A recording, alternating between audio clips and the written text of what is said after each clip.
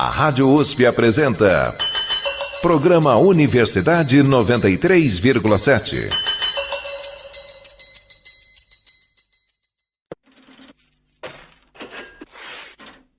Especial Abertura e Reabertura do Comércio. Olá, ouvinte! Eu sou Matheus Alves e está no ar mais uma edição do Universidade 93,7.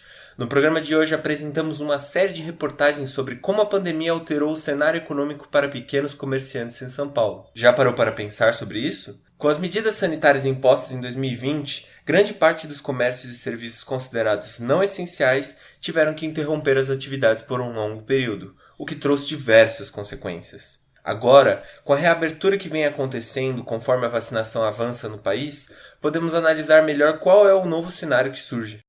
Durante o primeiro ano de pandemia, as medidas sanitárias forçaram muitos bares tradicionais paulistas a fecharem as portas provisoriamente, se não, definitivamente. Entretanto, a história que vamos conhecer hoje é um pouco diferente. O que será que aconteceu com bares que inauguraram durante a pandemia? O repórter Matheus Alves foi visitar um desses locais e conversou com Fernando, um dos 3 donos de um bar de rock. Estamos indo aqui conhecer um bar chamado Benedictus Music Bar, que abriu bem no comecinho da pandemia, e a gente vai falar um pouco com o dono, vai dizer um pouco sobre como foi esse processo de abrir um bar bem no começo da pandemia, como foi sobreviver a essa crise econômica agravada pela pandemia de Covid-19, principalmente por se tratar de um bar, diferente de boa parte dos restaurantes, que por mais tenham sofrido bastante com a crise, podem entregar seus produtos, fazer delivery, enquanto que um bar já é uma dinâmica um pouco diferente, considerando que a principal parte do seu produto é o próprio ambiente e a música ao vivo, inclusive, no caso desse bar. E vamos lá. Quando é que abriu? Nós compramos aqui, foi em março do ano passado. Março do ano passado. Foi logo no comecinho da pandemia. Mas abrir mesmo, a gente ficou reformando aqui, porque estava naquele pique mesmo da pandemia, né, mais pesado. Então a gente ficou reformando aqui, o cara que aluga pra gente deu um descontinho, não cobrou o aluguel. Quando chegou em agosto, teve a primeira abertura e a gente começou a ter que pagar o aluguel, aí a gente abriu. Então nós abrimos aqui em agosto do ano passado. Alugamos em março, ficamos reformando, mas em agosto começou mesmo. E de onde surgiu o objetivo aqui, aonde surgiu a ideia?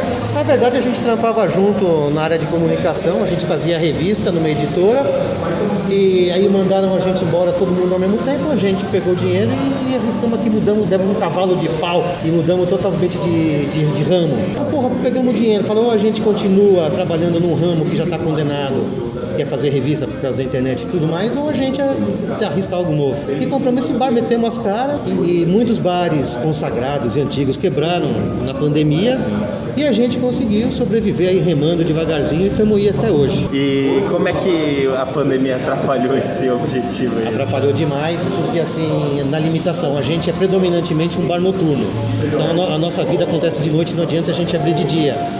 E a pandemia cerceou a gente principalmente de noite. De noite é que tinha as maiores restrições, policiamento e tudo mais, então a gente sofreu bastante. Sem contar quando tiveram os momentos de mais rigidez que tivemos que fechar mesmo. Teve uma vez que tivemos que ficar fechado por 15 dias. E mesmo quando aberto também era... Depois da pandemia tem começado a melhorar, começado a dar. A gente chegou a tomar uma multa, numa noite, uma vez tinha 3 clientes aqui dentro e fomos denunciados, alguém denunciou, que veio aqui o pessoal da fiscalização e multou a gente.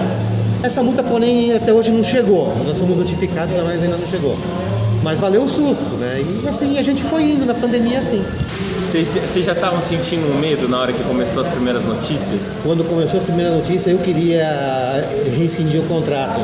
A gente tinha assinado fazer algumas semanas, só eu falava para eles, olha, é muito incerto, a gente não sabe quanto tempo vai demorar, vamos rescindir. Mas eles são marrudos, eles falam, não, vai passar logo. Uhum. Eles estavam errados e ainda bem. O bar tá aí até hoje. Sim, se dependesse de mim, eu tinha entregado. E assim, a gente também teve uma coisa, um ponto também, que assim, muitos bares já tinham o seu quadro de funcionário, o seu quadro de despesas, e de repente cortaram. A gente não tinha, então a gente teve essa vantagem. A gente não teve que pagar funcionário, pagar rescisão, né? Os funcionários que a gente tinha, tivemos que mandar embora e pagar, tinha ali pouco, a rescisão deles era pouca coisa, conseguimos pagar tudo numa boa. E as vendas já estão melhorando já? Sim, estão melhorando. Hoje a gente já não coloca mais dinheiro no bar, ele já é autossuficiente, mesmo que ele não dê lucro, ele pelo menos se paga. Para os que curtem uma ambientação aconchegante e música ao vivo, o Benedictus Music Bar dispõe de uma elegante identidade visual composta por paredes pretas com detalhes em amarelo. Uma decoração baseada em rock and roll com vitrolas e diversos instrumentos à mostra. Além disso, o bar é composto por 3 diferentes ambientes. O primeiro andar, onde as bandas de rock se apresentam todos os finais de semana e onde se encontra o belo balcão de bebidas. O segundo andar, que além de incluir mesas com uma distância maior da música ao vivo, também inclui um confortável sofá amarelo, que é de onde estou gravando agora. E por último, o terceiro andar, composto pelo espaçoso e silencioso terraço, com mesinhas e bancos de baú e uma bela vista da Avenida Domingos de Moraes. O preço é bem acessível, com um cardápio composto por diversos aperitivos e lances artesanais, que inovam bastante com ingredientes fora do comum, mas que conseguem harmonizar de forma surpreendente. Além disso, o bar serve uma variedade de bebidas que vão dos drinks mais sofisticados até milkshakes. O Benedictus Music Bar se encontra muito bem localizado na rua Limoeiro de Anádia, entre as estações de metrô Vila Mariana e Ana Rosa. Um setor que ainda encontra dificuldades na recuperação, por outro lado, é o audiovisual. Os cinemas de rua, em específico, sofrem ainda mais, pois já eram menos procurados antes da pandemia em relação aos cinemas de shopping. Ou seja, as coisas só ficaram ainda mais difíceis. Isso vale até para cinemas conhecidos, como é o caso do querido Cine Belas Artes, tema da nossa próxima reportagem. O repórter Victor Aguiar foi até lá para entender um pouco melhor a situação do cinema, como vocês podem conferir a seguir. Boa tarde, ouvintes. Eu sou Victor Aguiar, repórter da Universidade 93,7. Hoje estou em um ponto muito querido por milhares de paulistanos, o Cine Belas Artes, quase na esquina da Avenida Paulista com a Rua da Consolação. O local, que é considerado Patrimônio Histórico de São Paulo, é conhecido pela arquitetura moderna e pela programação mais virada ao público cult, desde sua primeira inauguração em 1967. Estando aqui, dá para perceber que isso não se perdeu, mesmo com as reformas pelas quais o Belas Artes passou. O local mantém o mesmo ar de modernidade e aconchego que caracterizou a sua criação, com pôsteres de filmes clássicos e fotos da cidade na decoração, além de uma rica programação que mistura filmes novos com clássicos do cinema. Para quem gosta de uma pipoquinha com manteiga, o Belas Artes também marca pontos. O tempo todo é possível sentir um cheiro gostoso no ar. No entanto, apesar de estar em pleno funcionamento hoje, a verdade é que o Belas Artes enfrentou muitas dificuldades ao longo de sua história, a mais recente delas sendo a pandemia de Covid-19. Em março de 2020, o Belas Artes foi fechado. Chegou a reabrir em outubro do mesmo ano, mas com baixo movimento, fechou novamente no mês seguinte. Já em junho de 2021, o cinema abriu as portas mais uma vez, e as mantém abertas desde então. Para entender melhor como o Belas Artes atravessou o período de pandemia, vim conversar com o Carlos, um funcionário do Belas Artes que trabalha aqui desde antes da Covid-19. Carlos, na sua concepção, quais foram as principais dificuldades enfrentadas pelo cinema ao longo da pandemia?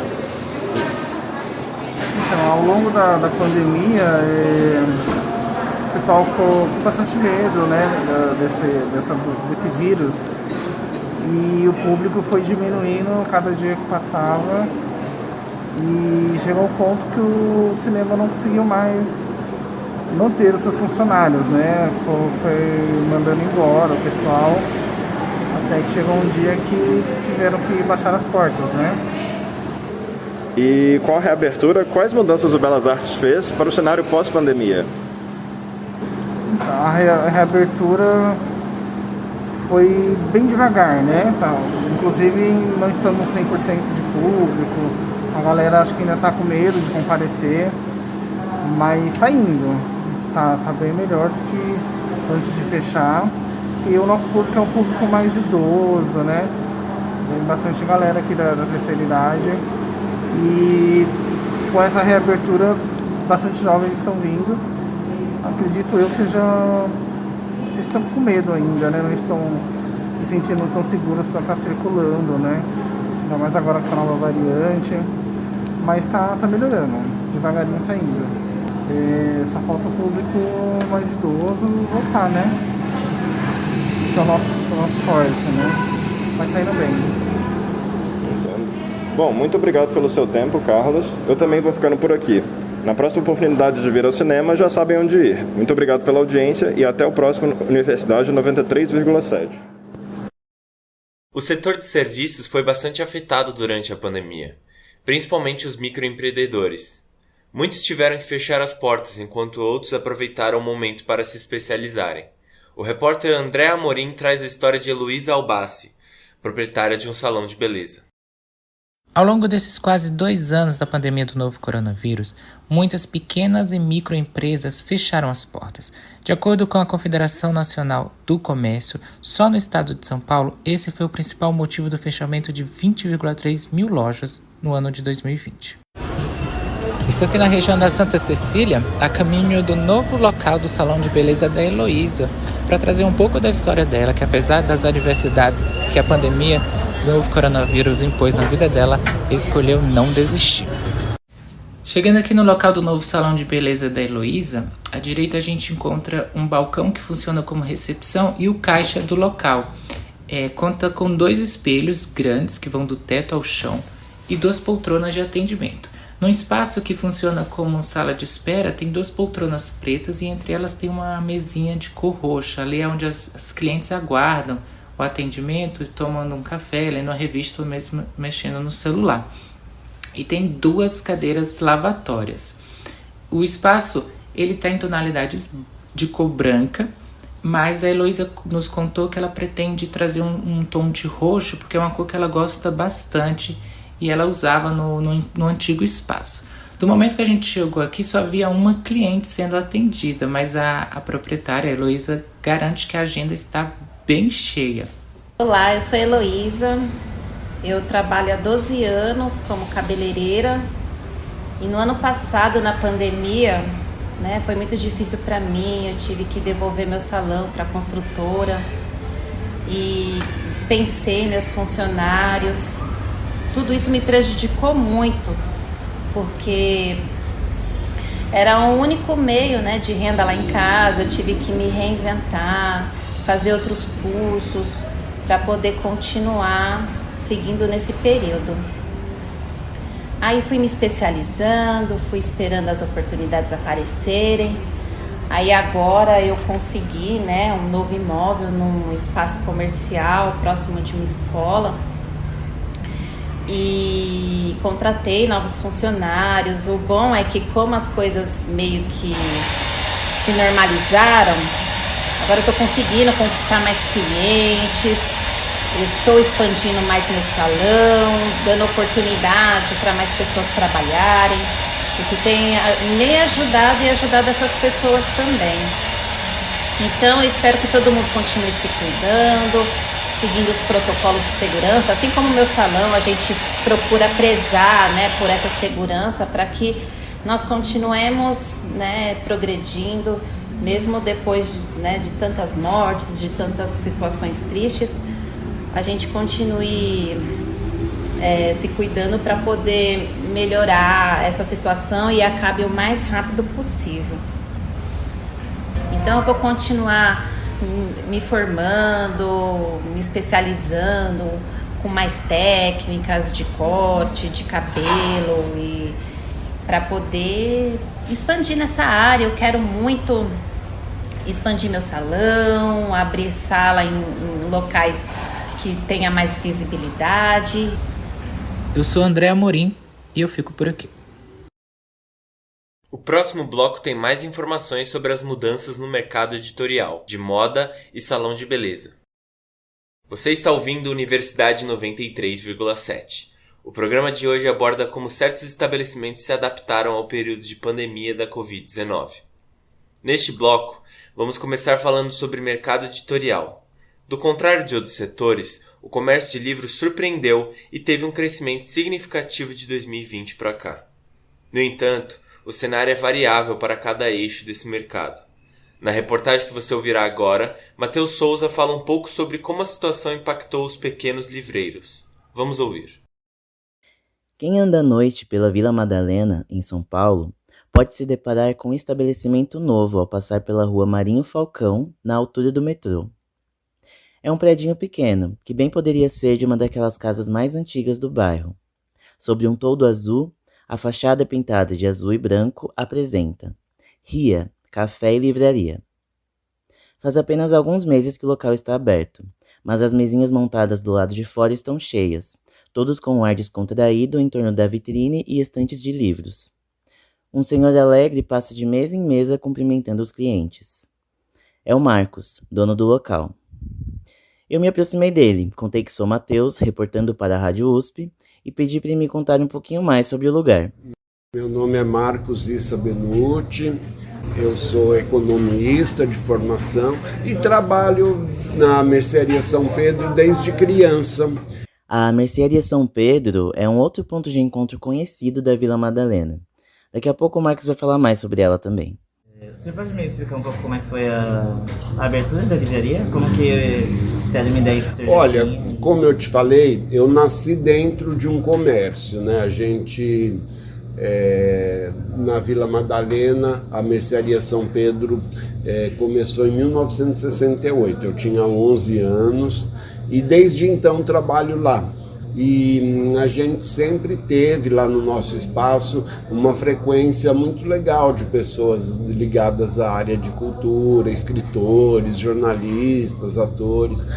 Então eu sempre tive o sonho de ter o clima que eu tinha lá na mercearia e numa livraria mesmo. A Vila Madalena é há bastante tempo conhecida como um reduto boêmio de São Paulo.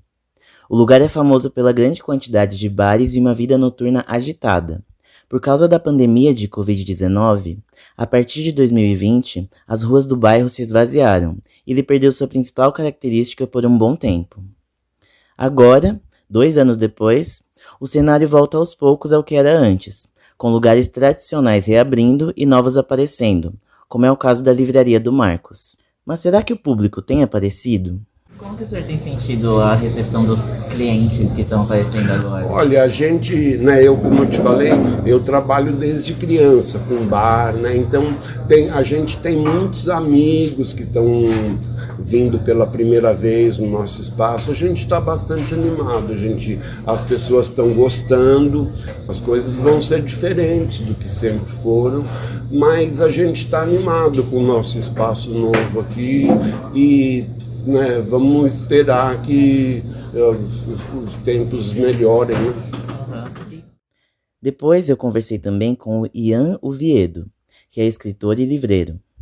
Ele é o responsável pela curadoria das obras na livraria e me falou um pouco mais sobre o local e o que a gente pode encontrar por lá. E como o seu Marcos já falou, é uma livraria, mas também é um boteco. Então você vai ouvir algumas pessoas conversando ao fundo. Mas é bom que também dá para sentir um pouco de como é o clima do local. O conceito que eu tento trazer assim, para a Ria Livraria, que tem muito a ver com a minha história como escritor e, enfim, pessoa interessada nas letras e tal, é muito a coisa das editoras independentes e das editoras menores e até as que trabalham só nos formatos, por exemplo, de zine, de livro de artista, plaquetas, coisas assim, né? Então aqui a minha ideia é que esses livros que você vai ver em todas as livrarias, Companhia das Letras, Todavia, 34, estejam convivendo, estejam junto com alguns livros que a gente compra direto dos próprios produtores, dos próprios autores, né? Essa volta, né, depois da campanha da vacinação e que aqui em São Paulo já está quase a 100% da população adulta já vacinada, né? Acho que a gente está meio que pegando essa onda dessas reaberturas junto com a onda das várias livrarias de rua que estão abrindo, né? Como o Ian já mencionou, essa não é a única pequena livraria que abriu por aqui nos últimos meses. Curiosamente, a pandemia impulsionou um ressurgimento das livrarias de rua em diferentes lugares do Brasil. Em São Paulo, principalmente nas regiões mais nobres da cidade, há pelo menos uma dezena de novos espaços como a Ria Livraria. Eu sou Matheus Souza e você ouve o Universidade 93,7 na Rádio USP. A crise de saúde pública também foi encarada como oportuna para alguns que pensavam há anos em abrir o próprio negócio. É o caso de Carol Griso, que após de mais uma década de trabalho em uma multinacional de moda, decidiu transformar seu sonho em realidade e investir na própria marca. Quem conversou com ela foi o repórter Vital Neto. Hoje apresento para vocês a loja de roupas e sapatos da Carol Griso. O local onde a loja funciona hoje era até 2020 o espaço do Chaveiro Daniel, aqui no bairro Alto de Pinheiros. A loja fica na Avenida Diógenes Ribeiro de Lima, ao lado da tradicional padaria Santa Etienne, e ocupa todo o salão principal de um prédio estreito e comprido. Ela é decorada com tons de bege e mobiliário moderno. A coloração mais neutra do espaço ajuda a destacar as peças de roupas, bolsas e calçados que têm cores mais vibrantes. Os produtos expostos nas prateleiras contam um pouco da história e do estilo da proprietária Carol Griso, que misturam elegância e conforto. Em julho de 2021, a estilista de moda e gerente de produtos Carolina Griso decidiu dar um novo passo em sua vida profissional. Depois de quase 20 anos trabalhando para marcas como Riachuelo e Marisa, Carol decidiu arriscar no meio da pandemia e não apenas abrir sua própria loja, como dar um passo além e lançar a sua própria marca. Tudo isso com uma abordagem diferenciada. Eu acho que eu vi uma oportunidade de abrir mesmo o meu próprio negócio, em meio que todo mundo estava fechando, e ter um negócio diferenciado mesmo, sabe? Um negócio com alma. Então, assim, às vezes as pessoas entram e falam, mas você gosta de tudo? Sim, eu gosto de tudo, porque tudo que tem aqui dentro, eu decidi que eu ia vender o que eu gostava. Então, assim, não é nada que, óbvio que eu tenho que ter o meu lado comercial. Mas eu vi que agora as pessoas, elas estão muito mais se identificando com um estado mais simples, coisas que elas usem mais tempo. E eu acho que é meio que contramão do que todo o mercado está oferecendo mesmo. Eu quero que as pessoas elas usem não só o que está na moda, mas o que elas se sintam bem. Então, por exemplo, aqui tudo que tem é o que eu gosto, independente se está na moda ou se não está na moda. Porque às vezes uma mulher vai lá e compra um sapato que está na moda, dá um mês ela já não quer mais porque ninguém mais está usando. Então não é isso. Pode ser que tenha, né? Seria hipocrisia da minha parte falar que, não sou vítima da moda, não tem nada da moda. Lógico que tem. Mas eu quero deixar que a pessoa se sinta bem. Então, por exemplo, não tá usando sapatilha, mas se eu gosto de sapatilha, eu vou ter sapatilha. Eu tenho um público. Eu preciso atender 1%.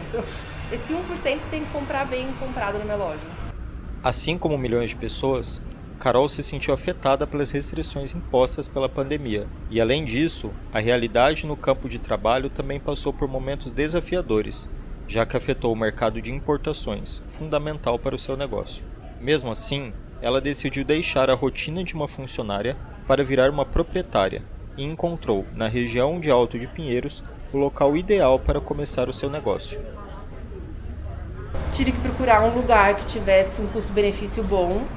Os aluguéis subiram muito durante a pandemia, então eu procurei bastante um lugar que tivesse um aluguel mais bacana, mais barato.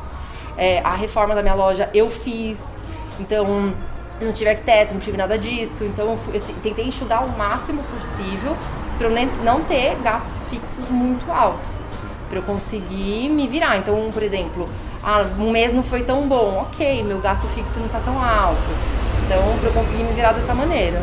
Este ano que começa agora deve trazer novos desafios e novas oportunidades para os comerciantes. Mas exemplos como o de Carol Griso, que empreendeu em meio a uma pandemia, mostram que é possível alcançar o sucesso em qualquer cenário. Vital Neto, para a Universidade 93,7. Salões de beleza e estética foram um dos primeiros estabelecimentos que tiveram suas atividades suspensas. Com a flexibilização das atividades, agora a meta é investir no próprio negócio e ter a agenda lotada. É o caso da Tarsila Moreira, que mudou de área durante a pandemia e abriu seu salão. Ela conversou com a repórter Luciana Cardoso. Os profissionais do ramo da beleza foram grandemente prejudicados pela pandemia. Manicures, esteticistas, cabeleireiros, designers de sobrancelhas esvaziaram suas agendas e fecharam as portas. De acordo com a Associação Brasileira de Salões de Beleza, cerca de 47% dos profissionais do ramo tiveram muita dificuldade para manter o negócio e 5% baixaram as portas de vez. 2021 é o ano de flexibilização e reabertura das atividades, além da busca por novas oportunidades no setor. Agora eu estou aqui no bairro do Jardim Eledi, em São Paulo, e vim visitar a Tarsila Moreira, que abriu o ateliê Linda Lash Designer. Conta um pouco pra gente, Tarsila, como foi a sua experiência? Por que você decidiu abrir um negócio esse ano? Na verdade, eu decidi abrir por conta que eu fui demitida, né? Eu fui demitida no meio da pandemia, agora em 2021, e eu me vi obrigada a ter que trazer o sustento para casa, né? Em que setor você trabalhava antes? Eu trabalhava no setor de telecomunicações, né? Então, eu trabalhava em uma loja bem movimentada, vendendo planos de celular, aparelhos, planos de internet, no comércio em geral, né? E de onde veio essa a sua ideia de investir no ramo da beleza?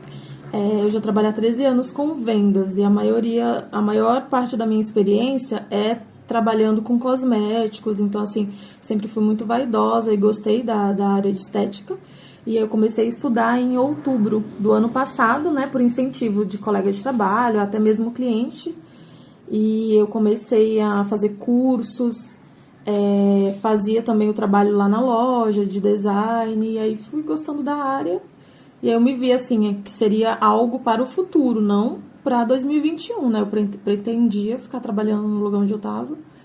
Só que aí tem as mudanças, veio a pandemia, muita gente foi demitida, e aí eu tive que abrir, né, fazer algo no presente que seria só para o futuro mesmo. Então, quando foi que você realmente começou a atender as pessoas? Em março. Você atendia já no salão? Não, eu atendia na minha casa, separei um cantinho lá da minha sala e eu comecei a atender pessoal do meu condomínio mesmo, e aí a demanda foi aumentando, e aí como tinha muitos horários, né, eu tinha pessoas que queriam, não tinha um horário específico para dizer assim, é o meu trabalho. Aí eu tive que abrir, né, pensar em um local só para isso, para separar isso da minha casa e o meu trabalho, né? E aí eu abri um espaço, tem mais ou menos 20 metros quadrados a 100 metros da minha residência, bem pertinho. Então, e como está sendo essa experiência de empreender? É difícil, não é fácil. Eu ainda quebro muito a cabeça. Tipo, fiz vários cursos no Sebrae, né? Ainda tô conseguindo entender, mas é muito complicado você ter que ser a designer, a pessoa que faz a faxina, a pessoa que faz a administração, a pessoa que recebe o pagamento, a pessoa que faz as compras, é mãe, é esposa e filha. É muito complicado, mas é para isso que a gente tá no mundo para aprender. E quais são os serviços que você oferece?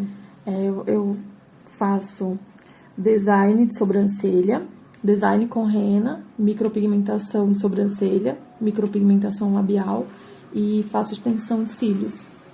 Muito obrigada, tá, Tarsila? Imagina, que agradeço. O Universidade 93,7 fica por aqui. A apresentação foi de Matheus Alves. Reportagens de André Amorim, Luciana Cardoso, Matheus Alves, Matheus Souza, Victor Aguiar e Vital Neto. Produção de Vital Neto, edição de Victor Aguiar e coordenação de André Amorim.